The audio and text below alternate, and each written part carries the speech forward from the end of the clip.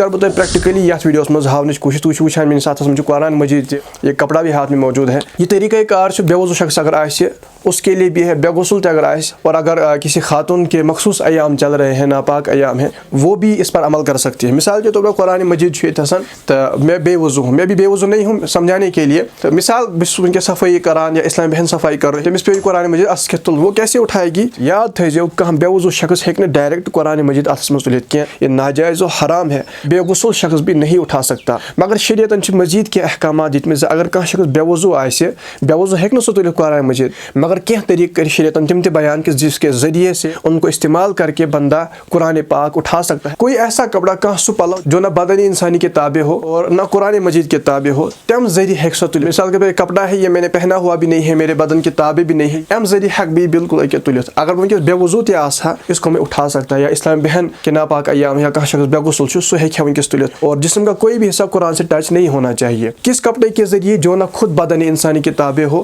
نہ قرآن کے تابع ہو. تابع آسُن کتھ چھِ وَنان؟ مثال کے طور پر یہ ہاو بہٕ تۄہہِ, یہِ چھِ ژادر, أسۍ چھِ بعض اوقات یہِ ژادر وَلان یِتھ پٲٹھۍ, ٹھیک ہے.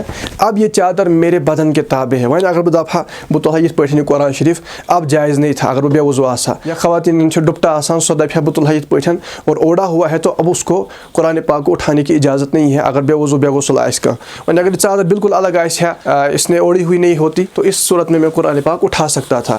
ییٚتہِ ہاو بہٕ تۄہہِ بیٛاکھ چیٖز, قرآن مجید چھُ بعض اوقات غلافس اندر آسان. مثال کے طور پر یہ کپڑا ہے, بالکل صاف ہے, بالکل بھی استعمال نہیں کیا گیا ہے, تُہۍ سمجھو یہِ چھُ غلاف, اس میں یہ قرآن پاک رکھا ہوا ہے.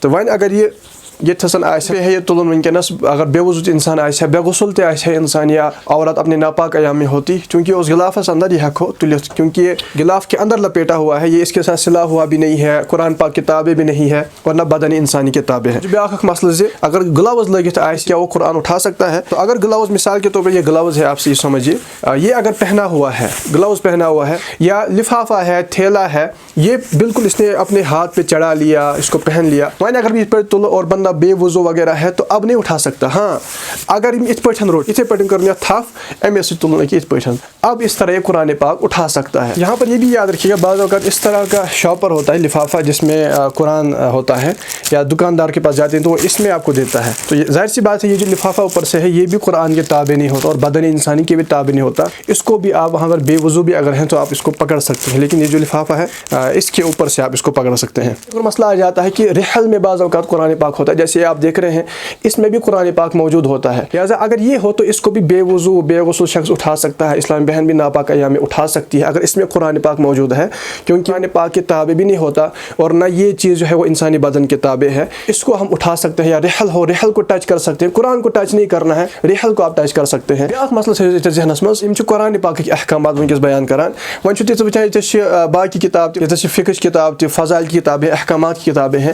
ان کے بارے میں حکم یہ ہے کہ بے وضو ٲسِن یا بے غسل ٲسِن, یا اسلامی بہن اپنے ناپاک ایام میں ہی کیوں نہ ہو, ان کو چھونا شرعن گناہ نہیں ہے, یعنی مکروہ تنزیہ ہے. مکروہ تنزیہ جائز کے زمرے میں ہوتا ہے, گناہ نہیں ہوتا. لہٰذا اگر کم بے وضو بے غسل شخص یا اسلام بہن اپنے ناپاک ایام میں ان کتابوں کو چھوتی ہے, فضائل کی کتابیں ہیں, حدیث کی کتابیں ہیں, احکامات کی کتابیں ہیں, ان کو چھونا شرعن گناہ نہیں ہے, چھو سکتی ہے. جو دیگر دینی کتابیں ہیں جن کو بے وضو بے غسل بندہ بھی چھو سکتا ہے, یعنی گناہ گار نہیں ہوں گے. اگر وہ کسی ایسے کپڑے کے ذریعے بھی اس کو چھوتے ہیں جو ان کے بدن کے تابع ہو, یہ چادر ہے اور یہ اوڑا ہوا ہے, اور اس کے ذریعے بھی دیگر دینی کتابیں اگر وہ پکڑتا ہے, پھر وہ مکروہ تنزیہی بھی نہیں رہے گا. پہلے بھی گناہ نہیں تھا, لیکن اگر اس کے ذریعے بھی پکڑتا ہے تو اب وہ مکروہ تنزیہی بھی نہیں رہے گا. یا عورت اپنے دوپٹے سے پکڑتی ہے جو دیگر دینی کتابیں ہیں, اگر سُہ تِمن تھپھ کران چھِ پننہِ دوپٹہٕ ذریعے بھلے ہی اوڑے ہوئے ہے, تو اب وہ مکروہ تنزیہی بھی نہیں رہے گا. مکروہ تنزیہی کرنے میں یاد رکھیے گا گناہ گار نہیں ہوتے ہیں. ہاں احتیاط کتھن چھُ کرُن, یِمن کتابن یِمن فقہ چن کتابن منٛز یا دیگر اسلامی کتابیں, یِمن منٛز ییٚتھسن قرآن مجید آیت آسہِ لکھت, جیسے یہاں پہ لکھا ہوا ہے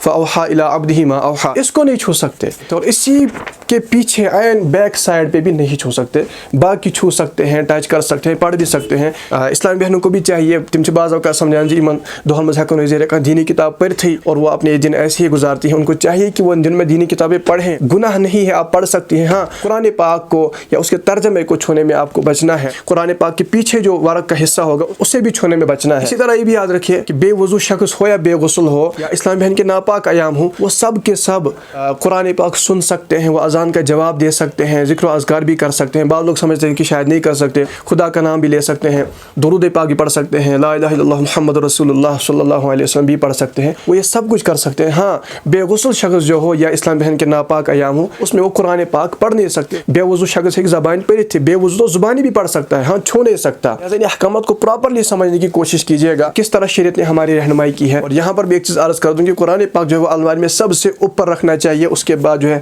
تفسیر کی کتابیں، پھر حدیث کی کتابیں، پھر دیگر کتابیں۔ اللہ تعالی ہمیں عمل کی توفیق عطا فرمائے۔ یہ ویڈیو کو جو زیادہ سے زیادہ شیئر، اور اگر سمجھ نہ آیا ہو تو دوبارہ دیکھنے کی کوشش کیجیے۔ السلام علیکم ورحمۃ اللہ وبرکاتہ۔